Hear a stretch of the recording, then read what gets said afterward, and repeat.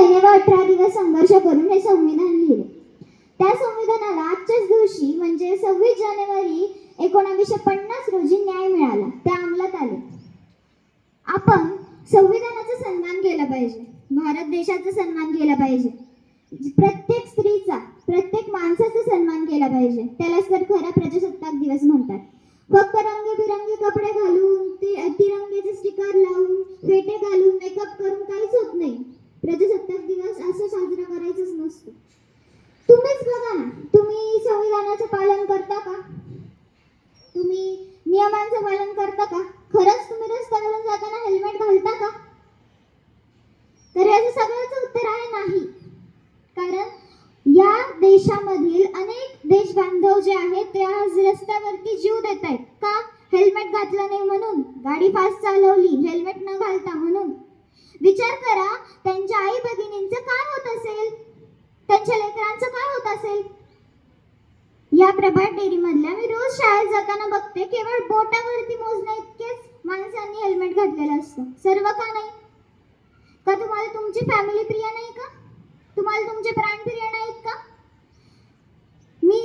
माझी इच्छा अशी आहे की मला खात्री आहे जे माझं भाषण व्यवस्थित ऐकणार ना ते उद्या नक्कीच हेल्मेट घालूनच कंपनीत येणार. केवळ नियम नाही तर काळजी म्हणून येणार. येणार ना? येणार ना? नक्कीच. तर तुम्ही आता हो म्हणले, मला माहिती आहे तुम्ही सगळेजण येणारच. रवींद्रनाथ टागोरांची एक छोटीशी सुंदर अशी कविता आहे.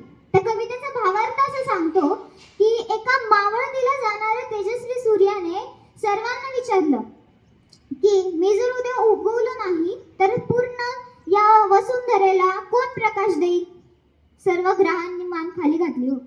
पण एक छोटीशी पंथी समोर आली आणि तिने सांगितलं की प्रभू, मी तुमच्या इतका जगाला प्रकाश देऊ शकत नाही, पण मी माझ्या परीने प्रयत्न करेन. मला जेवढा प्रकाश देता येईल तेवढा मी देतच राहील.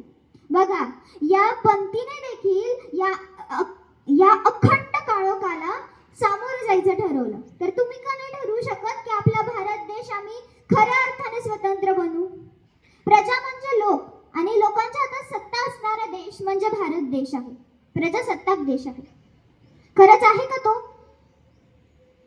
मला तर नाही वाटत खरंच तो स्वतंत्र झालेला आहे. कारण आज देखील खूप लोक महिलांचे खून करतायत, महिलांना पळवून नेतायत, अनेक लोक खूप चोरामारा करतायत. मग आपण आहोत का आपल्या देशात सुखी?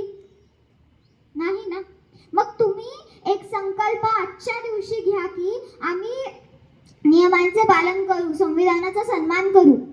घेणार ना?